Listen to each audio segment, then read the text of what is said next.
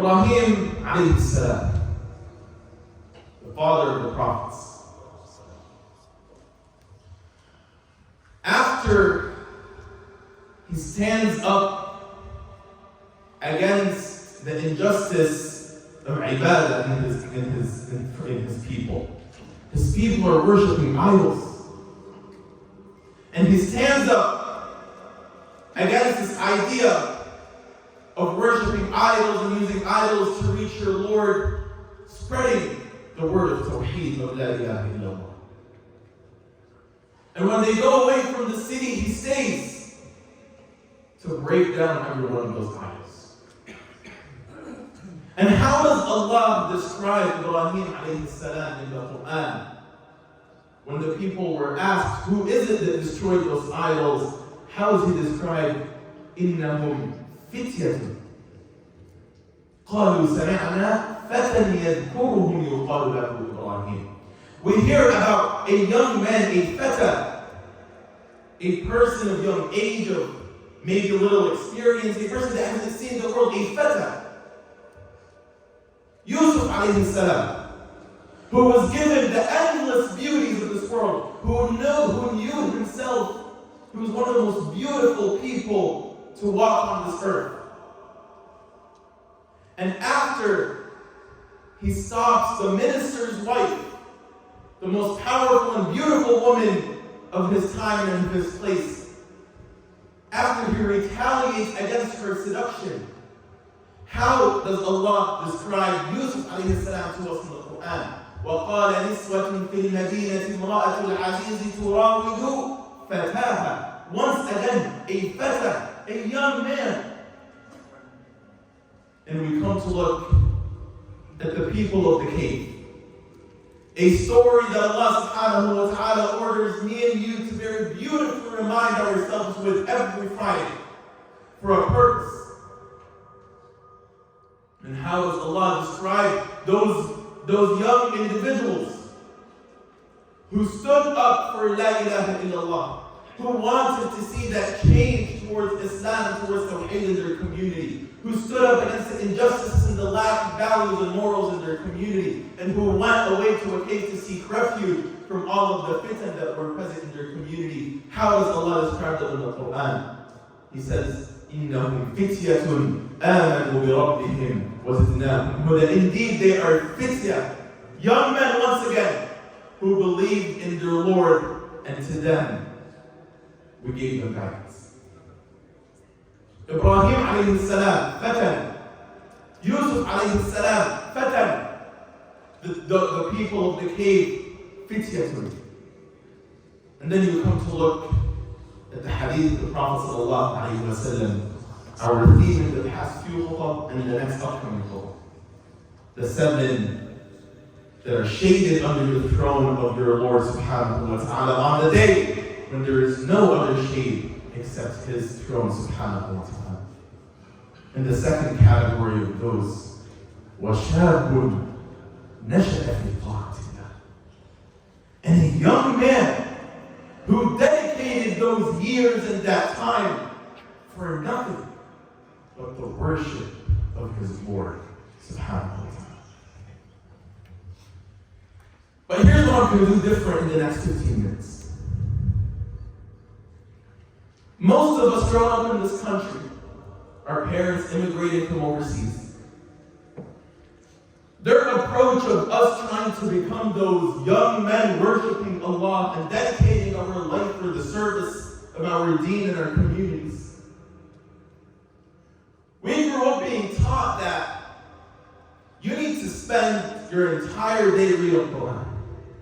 You need to spend your entire night standing in prayer in your Lord. You can't engage in haram relations, and you shouldn't go take a loan out of the bank because that is riba that Allah has made haram. That's what we're taught. But here's what happens. We indulge in the society that we live in today. It's a reality that we all need to understand. We indulge in the society that we live in today. And it becomes so easy for all those directions and to-do lists that our parents taught us or our schools taught us when we were younger to go out the window at the first opportunity we have. And no, it's not your fault. It's probably your fault. It's not your fault. Here's what I'm going to try to do. I'm going to look into the Quran for a moment. And we're going to find how Allah subhanahu wa ta'ala draws the prerequisite so that when you are thrown into society as a young man and as a young woman, you actually continue dedicating those years and that time for your Lord, and you don't indulge in the first fitna or in the first opening away from Allah that you find. See, why is it that out of all the people, one of the categories that Allah decides to dedicate as the people who He views so highly, people that He regards so highly, people that He truly appreciates every ounce of their effort, as a young person, a young Muslim, who dedicates their life, their time for the service of La ilaha illallah Muhammadur Rasulullah, who dedicates their life and their time in their worship of their Lord, seeking His love and mercy. It's because, my brothers and sisters, during that time, it becomes very easy for you and I to lose our sense of purpose. See, when your parents tell you, get up and pray, get up and read the Quran, get up and go to the halaqah at the masjid, go and give charity, don't take riba, don't engage in haram relationship, leave those friends and go for these friends. We don't understand why. So when it's our turn to make a decision, we make the decision that seems better for us at the moment. You know why? It's because we've lost sense of purpose. Abdullah ibn Abbas, a young man. He's one of those people that are in this category. A young man. He's riding horseback with the Prophet ﷺ. And the Prophet turns behind him and he tells him, "Oh young man, let me give you a beautiful piece of advice that if you live by it will truly grant you that sense of purpose.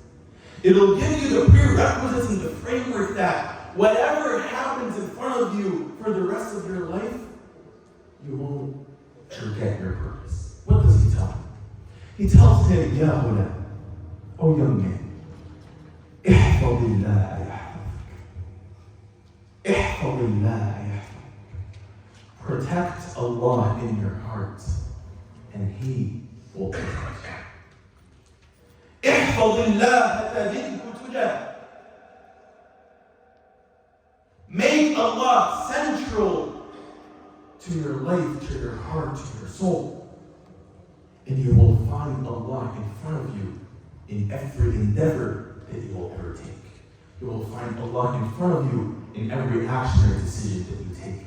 You will find Allah in front of you during your times of happiness and during your times of sadness. You will find Allah in front of you during your times of hardship and during your times of peace." And then the ayah that we recite so often, but unfortunately, it has gone so far away from being a practical theme of our lives. وَمَا خَلَقْتُ الْجِنَّ وَالْإِنسَ إِلَّا لِيَعْبُدُونِ. Indeed, your Lord, He says, and I have only created the jinn and the ins of the creation to worship me alone, subhanahu wa ta'ala. Now let me tell you how being a young man with that sense of purpose, what's my purpose? To worship Allah, to serve Allah, to make Allah central to my life, to make Allah the central key to every problem, to every issue, and make Him the path that I take for every solution. Here's how that looks like, my brothers and sisters. The time that you have, you realize that it's the greatest asset that Allah subhanahu wa ta'ala has blessed you with. So instead of wasting your time doing things that lack value, playing games and watching movies, now you take that decision to spend that time reading the words of your Lord. No, it's not because your parents told you to open the Quran anymore. It's because now you have a sense of purpose. And my purpose is that every moment I breathe, every moment on the face of this earth, I need to be worshiping Allah. I need to be in the service of Allah. I need to be a person that falls under the category of those nasha'at fi ta'atillah. The obedience of Allah is my core. The obedience of Allah is the first metric that comes to my head before anything else. And let me ask you a question. Who of us has not lost a beloved brother or sister? Has not lost a father, grandfather, mother, grandmother, an uncle, or an aunt, or a cousin? How many of us in this community, every few weeks, and the janazah age is high, but then it takes a dip. We see a dip in the janazah age, and one of our friends that we used to go to class with, or one of our business partners, or one of our friends that we used to play sports with, he's the person laying horizontally in front of us, and it's now his turn to report to his Lord subhanahu wa ta'ala. If that in its own is not a reminder for you, that every ounce of immediate satisfaction that you're chasing, that every ounce of immediate satisfaction that the shaitan is deceiving us with, that every ounce of position or stature or wealth or whatever it may be is not going to last. Now here's how your life looks like. The time that you could be spending doing anything is now spent in the worship of your Lord subhanahu wa ta'ala. The dust is brushed off of the Quran. Your time at the masjid is now increased. The masjid carpet knows who you are. You're not a stranger to it anymore. Your education. Your education is not just a degree for your parents to hang up on their walls or a source for you to make a few 100,000 or a few millions. No, no. Your education is your source of gaining knowledge, so you're fearing your Lord even more. Your education is your opportunity to be able to be a beacon of light, just like your beloved Messenger sallallahu alaihi wasallam was to this world. That is what your education is for. Your relationships. No, my brothers and sisters, your relationships are not you satisfying the urge that you have inside of you. It's your opportunity to raise a family that will carry the flag of La ilaha illallah Muhammadur Rasulullah. The manners and the values and the customs that it comes with. Your relationships are not opportunities for you to mess with people's children. An opportunity for you to try something new. No, my brothers and sisters, an opportunity for you to have access to heaven. Because the Prophet ﷺ tells us about the rewards of an obedient husband and obedient wife that are living their lives day in and day out to raise children who will be the leaders of the Muslims. Your friendships are not merely people you hang out with, my brothers and sisters. If you think that's all your friends are, then check again. Because the Prophet ﷺ tells us there will be people in Jannah who will say, I miss my friends who I used to spend time with in this dunya, and so their friend who was burning in hell will be taken out and you will be told, your friend in Jannah asked about you. So he goes from hell to Jannah. Those are who your friends are. Your friends are those that when you see them, they remind you of Allah, they remind you of the remembrance of Allah. That when you see them, everything positive is seen in front of you and everything negative is put aside. Your friends are those that are happier for you during the times of your successes and are there for you in the times of your failures.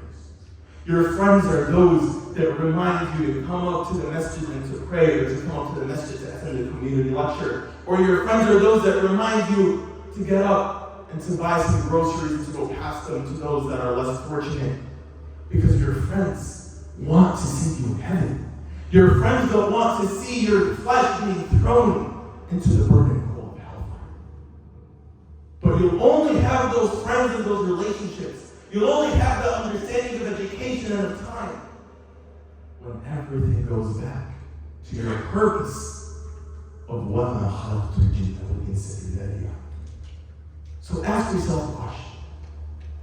Every moment that I live, am I ascending through the levels of fulfilling this purpose?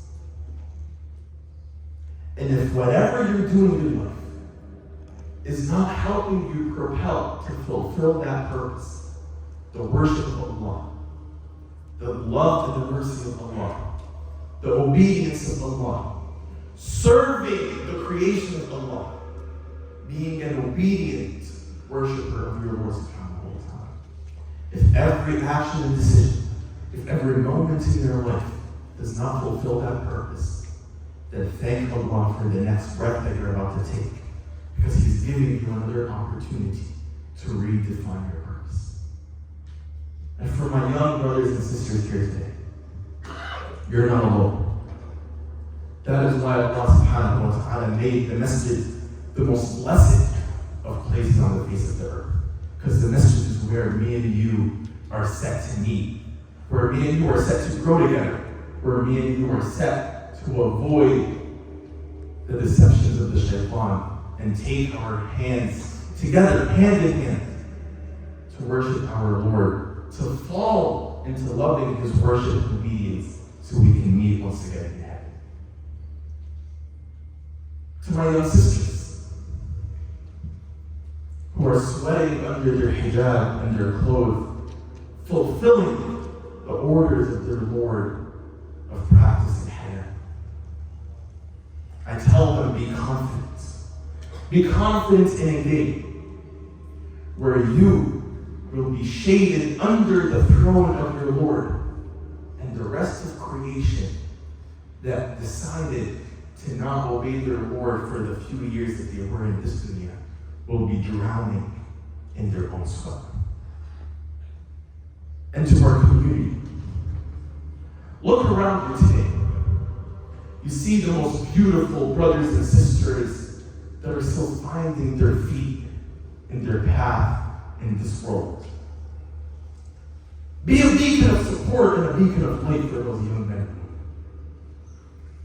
Be the person that lifts them, not reminds them of their shortcomings. Be a person that takes with their hand and makes them fall in love with their Lord, not despise being around those Muslims that are first line in the masjid, but treat people with ultimate disrespect. And look around you today, because those, my brothers and sisters, are going to be the leaders of our Muslim Ummah. Those are going to be the people that are going to live moments in and moments out, fulfilling their purpose of existence, and that is to worship Allah, to be granted His love, His mercy, and His forgiveness. And look around you today, because inshallah, those are your brothers and sisters who will be with you under the shade of the throne of your Lord on the day when there is no other shade.